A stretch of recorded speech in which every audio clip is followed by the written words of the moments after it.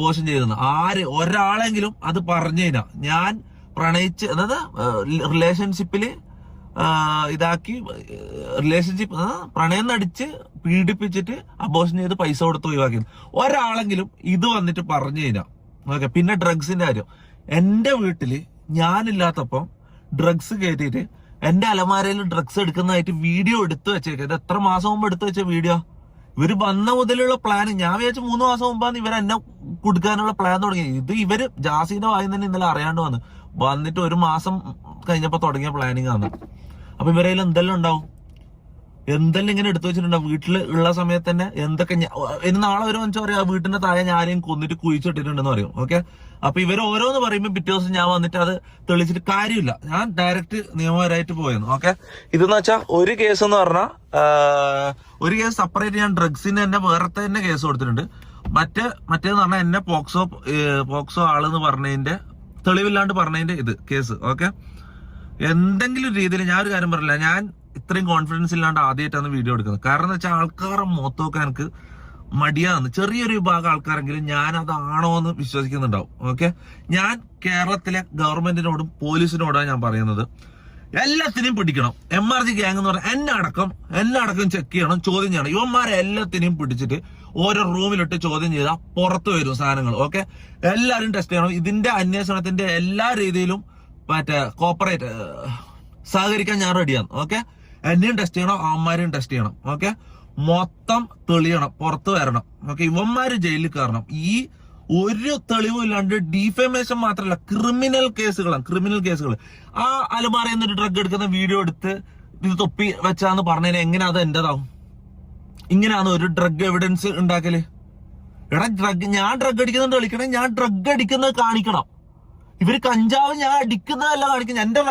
എന്റെ അലമാരയിൽ നിന്ന് കഞ്ചാവ് എടുത്ത് കാണിച്ചാൽ ഞാൻ അങ്ങനെ കഞ്ചാവ് അടിയാനാവും. ഇതേപോലെ തന്നെ പോക്സോ ഏതോ പെണ്ണുങ്ങളെ ഞാൻ പീഡിപ്പിച്ചെന്ന് പറഞ്ഞാൽ ഇവര് പറയുന്നത് എങ്ങനെ? ഏതെങ്കിലും ഒരു പെണ്ണ് വന്ന് പറയട്ടെ, അല്ല ആരെങ്കിലും പരാതി കൊടുക്കട്ടെ. എന്തെങ്കിലും പരാതി ഉണ്ടോ? ആരെങ്കിലും ഇതുവരെ പരാതി പറഞ്ഞിട്ട് എന്നെ കുറിച്ച് ഒരു പെണ്ണ് കേസ് ഇത്രയും കാലമായിട്ട് ഒരു പെണ്ണ് കേസ് വന്നാ? എനിക്ക് റിലേഷൻഷിപ്പുകൾ ഉണ്ടായിട്ടുണ്ട്. ഓക്കെ. പെണ്ണുങ്ങളുമായിട്ട് ഫ്രണ്ട്ഷിപ്പുകൾ ഉണ്ടായിട്ടുണ്ട്. ആരെങ്കിലും ഞാൻ മോശമായിട്ട് പെരുമാറിയുന്ന എന്തെങ്കിലും ഡിസ്റെസ്പെക്ട് ഒരു വാക്ക് ആരെങ്കിലും ഒരു പരാതിയും കൊണ്ടുവാ മോനെ. ഞാൻ ഒരു കാര്യം പറയട്ടെ, ഇത് ഞാൻ ലീഗലി കളിക്കാൻ വേണ്ടിട്ട് ഇറങ്ങുന്നത്. ഇവന്മാരെ ഞാൻ ജയിലിൽ കയറ്റെന്ന് പറഞ്ഞാൽ കയറ്റിയിരിക്കും. ഓക്കെ. പിന്നെ എന്താ പറഞ്ഞത്? ഓഡിയോ ക്ലിപ്സ് എനിക്കെതിരെ. ഈ ലോകത്ത് ഇന്നത്തെ കാലത്ത് ഒരാളെ നാറ്റിക്കാൻ വേണ്ടി മമ്മൂട്ടിന്റെ മോഹൻലാലിന്റെ വോയിസ് വെച്ചിട്ട് ഞാൻ ഉണ്ടാക്കി തരട്ടെ അങ്ങനത്തെ ഒരു സാധനം എന്തെല്ലാം പറഞ്ഞിട്ട് നമ്മൾ ടൈപ്പ് ചെയ്ത് കൊടുത്തു കഴിഞ്ഞാൽ ഉണ്ടാക്കി തരോടെ വെച്ച് ആ വോയിസും കൊടുത്തു കഴിഞ്ഞാൽ ആരെ വെച്ചുവാണെങ്കിൽ വോയിസുകൾ ഉണ്ടാക്കാം. മനസ്സിലാ? ഇത് വീഡിയോയിലാണെങ്കിൽ ഓക്കെ വിശ്വസിച്ചോ. ഈ ഓഡിയോ ക്ലിപ്സ് ഇതെങ്ങനെ വിശ്വസിക്കും?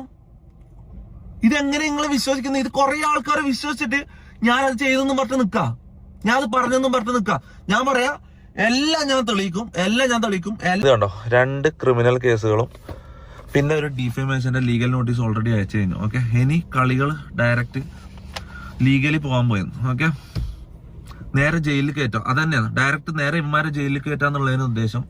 കാരണം എക്സ്പോസിങ് ഒന്നും ഇവർക്ക് ഇതൊക്കെ റീച്ചാണ്. ഇതെല്ലാം നെഗറ്റീവ് റീച്ച് മുന്നോട്ട് പോവാ. ഇതാണ് ഇവരെ മൈൻഡ്. ഓക്കെ. അപ്പൊ ഞാൻ പറഞ്ഞിരുന്ന വെച്ചാൽ പോക്സോ കേസ്, അബോർഷൻ കേസാണെന്ന് എനിക്കറിയില്ല. പക്ഷെ സ്റ്റിൽ സമൂഹത്തില് ഒരാളെ നാറ്റിക്കണമെങ്കിൽ ഫസ്റ്റ് മൈൻഡിൽ വരുന്ന എന്തൊക്കെ കാര്യങ്ങളുണ്ടോ അതൊക്കെ ഇവരെനിക്കെതിരെ പറഞ്ഞിട്ടുണ്ട്. അലിഗേഷൻ എന്ന് പറഞ്ഞാൽ തെളിവില്ലാണ്ട് ഒരു അലിഗേഷൻ ഇതാക്കുമ്പോ ഞാൻ പോക്സോ കേസ് പ്രതിയാന്ന് പറയുമല്ലേ, പോക്സോ കേസ് ചെയ്തിട്ടുണ്ടെന്ന് പറയുമ്പോൾ അതിന്റെ എന്തെങ്കിലും കേരളത്തിലെ ലോകത്തെ ഏതെങ്കിലും ഒരു പെണ്ണ് എനിക്കെതിരെ പറയണം. ഓക്കെ. ഒരാളെങ്കിലും എനിക്കെതിരെ പറഞ്ഞു ജയിലിൽ കയറേണ്ട സംഭവമാണ്. അപ്പൊ അങ്ങനെ തന്നെ ഞാൻ മൂവ് ചെയ്യാൻ പോയെന്ന്. ഓക്കെ. പിന്നെ വേറൊരു കാര്യം പറയാൻ പറഞ്ഞത്, ഡിഫമേഷൻ കേസ് ഞാൻ എന്തായാലും ജയിക്കും. ക്രിമിനൽ കേസും ഞാൻ ജയിക്കും. ഡിഫമേഷൻ കേസ് ജയിച്ചാൽ കിട്ടുന്ന പൈസ 10 വയസ്സ് 9 വയസ്സ് ഞാൻ തൊടൂല. അർഹതപ്പെട്ടവർക്കോ അല്ല രോഗികൾക്കോ അനാഥാലയത്തിലോ ഞാൻ അത് കൊടുക്കും. ഓക്കെ. ബാക്കി ഇനി ഞാൻ ഒരു ലീഗൽ ഫൈറ്റിന് ഞാൻ ഇറങ്ങാൻ പോവാ.